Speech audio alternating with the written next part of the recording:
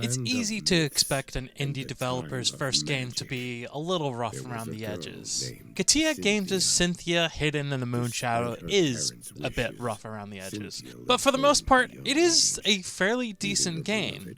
I think the biggest issue to this game is the story. The game starts with a ton of expository text, and while exposition isn't always bad, I think that this game does spell things out a little bit too much, all at once, which makes it feel like it's designed for younger players.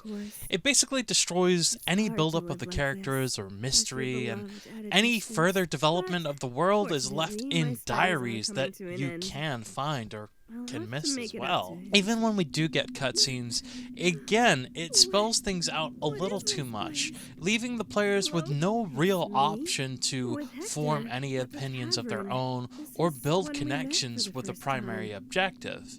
Fundamentally, the story doesn't have much more impact than that of a old-school first-person shooter, which does kind of suck.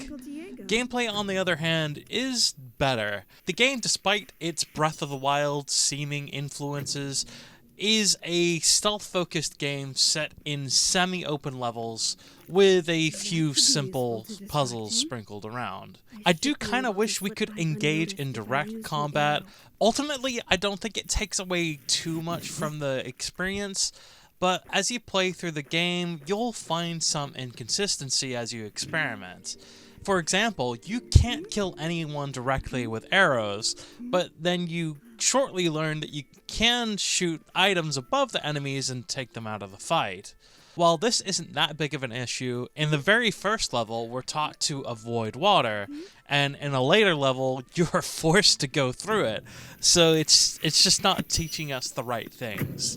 I do like how they handle the resource management elements, as it was fundamentally the only real reason to explore, despite the existing lore items being around as well. I do think they could have done a little bit more to put a strain on my resources, but I also like how approachable it was, despite some of the issues I have with the overall mechanics. Visually, I think that Hidden in the Moonshadow looks pretty good. I do like the overall aesthetic and art design of the world, though I do think that the humans don't quite fit the cel-shaded aesthetic. They're very close, but I just think there's a little bit, they're not quite as cartoony as they should be. But if any of these are bought assets, the creators did do a fair job of trying to match the artistic style. It's just a minor nitpick. The music is also fine and pretty chill, and the voice acting is okay. There's also a surprising amount of accessibility for an indie game. This includes toggleable subtitles, though unfortunately there is no in-game way to change either written or spoken dialogue. There's also no way to change the difficulty, though I did find the game reasonably easy, and I only managed to get caught due to my experimentation of the mechanics. Keys are also fully remappable on mouse and keyboard, as well as controller, which is really cool, especially for an indie game. And it allows you to get rid of the very questionable button layout that they put on controller, where the left stick click puts you into photo mode. I also think that it does a decent job with convenience for an indie title. It's available for the Xbox Series and Switch, as well as being available digitally on Steam. The settings menu is fairly bare bones, but does provide a decent amount of settings. The game also runs flawlessly outside of a few camera hiccups that I encountered at a couple very specific locations. But all in all, I think Cynthia Hidden in the Moonshadow is a fairly forgettable game. The story isn't great and the mechanics are okay, but I don't think there is quite enough gameplay variety.